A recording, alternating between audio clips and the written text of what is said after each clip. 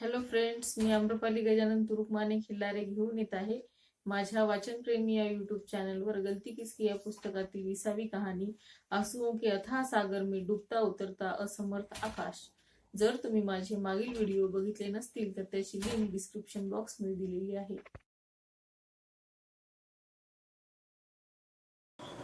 मेरा नाम आकाश है और उम्र 28 साल। आकाश का शाब्दिक अर्थ है अंबर, आसमान।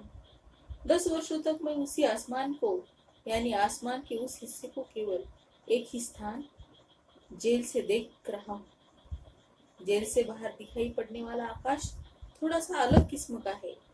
बाहर की दुनिया भी भिन्न है। इस दुनिया के लिए अब मैं अछूत हो गया हूँ। मेरा जन्म एक किसान परिवार में हुआ।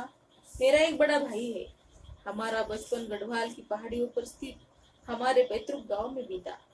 छात्र जीवन में पढ़ाई में बहुत तेज था।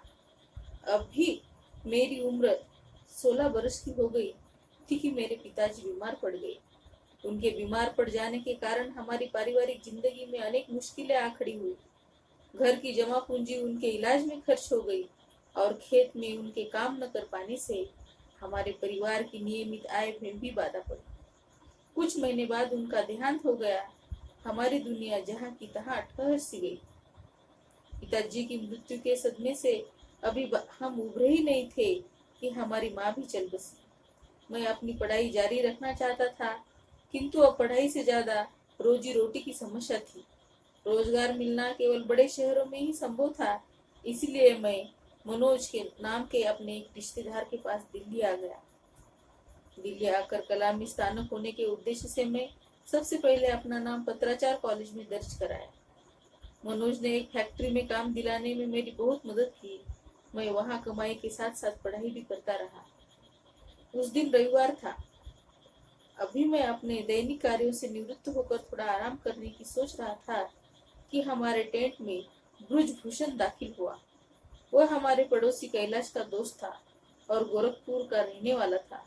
ब्रुजभूषण के कथानुसार वह किसी काम से आता जाता था और हमने कभी पूछा भी नहीं कि वह क्या काम करता था। चूंकि मैं उसे जानता था, इसीलिए मैंने उसे चाय पीने के लिए कहा, जिसे उसने ठुकरा दिया। इसके बजाय उसने पूछा कि क्या मैं आज खाली हूँ। मैंने कहा कि हाँ, आज छुट्टी है, इसलिए अब मैं खाली हूँ। उसने मुझे अनुरोध किया कि मैं उसके साथ उसके रिश्तेदार के यहाँ चलूं, क्योंकि वह अपने गांव से उसके लिए कुछ सामान लाया। उस दिन काम करने और पढ़ाई तथा शाम को खाना बनाने, सफाई करने इत्यादि में व्यस्त रहने के कारण मुझे बाहर घूमने फिरने का मौका बहुत कम मिलता था। इसलिए मैं फौरन राजी हो गया। मैंने सोचा था कि आधा दिन का खाली समय उसके साथ बिताने के में कोई नुकसान नहीं है, इसलिए मैं ब्रुज के साथ निकल गया। मैंने सोचा हो सकता है बाहर कुछ खाने को भी मिल जाए। हम बाहर निकले ही थे कि ब्रुज ने मुझे एक 3 व्हीलर लेने के लिए कहा। क्योंकि इसके लिए उस समय ऐसा सुख हासिल कर पाना संभव नहीं था, इसलिए उस छोटी सी उम्र में ऑटो रिक्शा पर बैठकर मैं अपने आप को राजा महसूस करने लगा। उस समय मेरी उम्र केवल 18 साल थी। ब्रिज के पास एक छोटा सा बैग था। अभी हम 3 व्हीलर से उतरे थे कि कुछ पुलिस वालों ने हमें घेर लिया।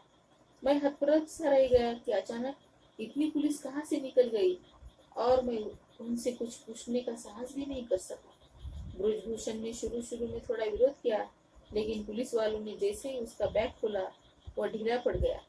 बैग में बड़ी सफाई से पैक की हुई कुछ पुड़िया थी। पुलिस ने मुझे बताया कि उन पुड़ियों में चरस थी। यह सुनकर मैं हकलाने लगा और बड़ी मुश्किल से उन्हें बता सका कि मैं निर्दोष हूँ। उन्होंने मेरी एक न सुनी। जब मैं रोना शुरू कर दिया तो उन्होंने मुझे थप्पड़ मारे। मैं डर के मारे सहम सा गया। उस वक्त मुझे नहीं मालूम था कि हम किन हालात में फंस गए हैं। मैंने सहायता के लिए ईश्वर अपने स्वर्गवासी माता पिता से प्रार्थना की। हमें थाने ले जाया गया और कठोर पूछताछ की गई। ब्रज ने एक आध बार मुझे निर्दोष बताने की कोशिश की, लेकिन जब तक उस पर दबाव पड़ा तो वो खामोश हो गया।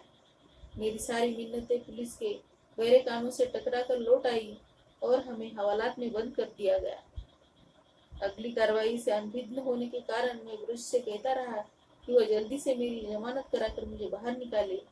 इस बातचीत के दौरान मुझे न जाने कब नींद आ गई और जब आँख खुली तो हम कोर्ट ले जाने के लिए पुलिस वाले आए।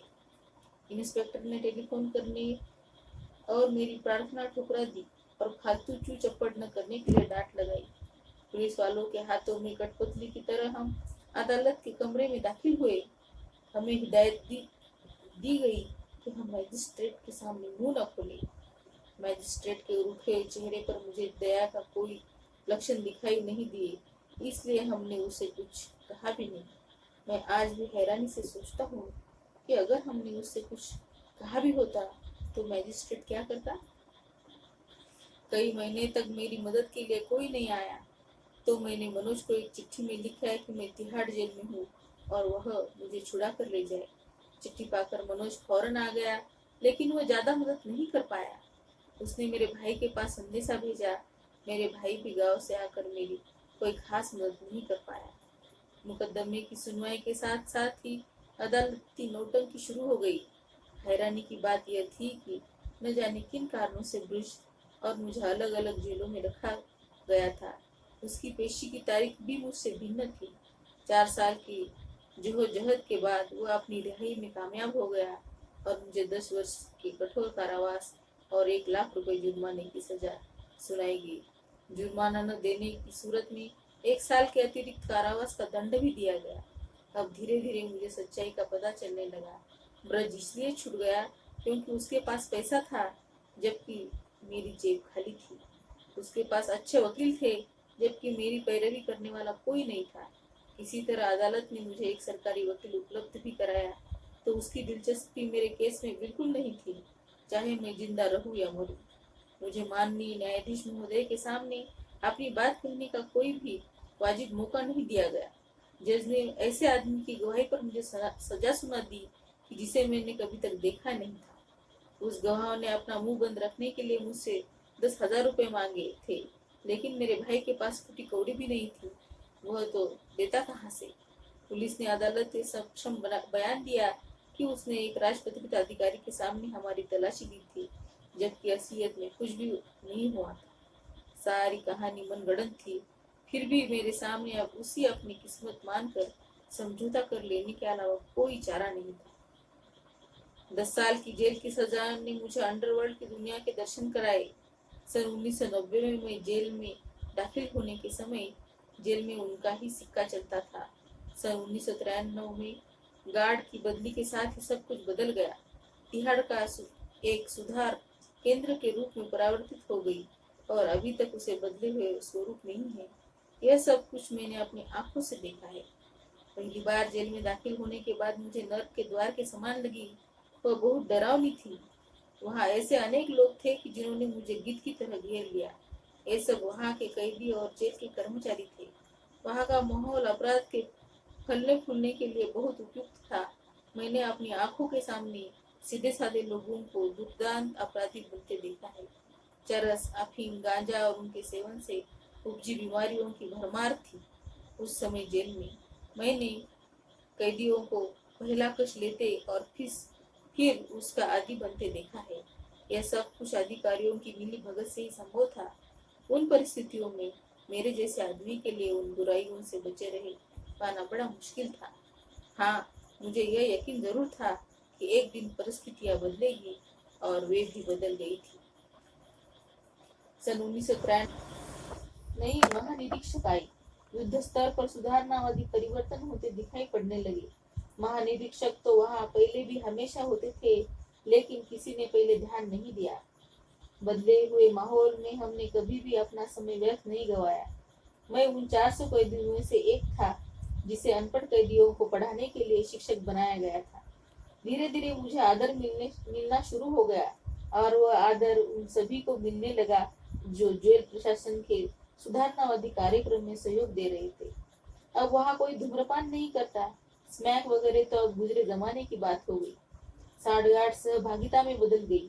अब हमें शिक्षा, सलाह, मशवरा और आध्यात्मिक शिक्षा भी मिलने लगी। सबसे बड़ी बात यह है कि जेल में ध्यान की प्राचीन पद्धति उपासना की शुरुआत हुई।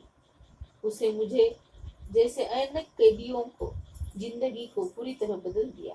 मैं विपश्यना में 2 बार बैठा और उसके बाद उसने मुझे किसी प्रकार की भी बुराई से दूर कर दिया। अब मैं कठिन परिस्थितियों में भी शांत रहता हूँ। मैं जेल फैक्ट्री में काम करना शुरू कर दिया और बढ़ाईगिरी में महारत हासिल करती। मैं अभी हाल में जेल से रिहा हुआ हूँ।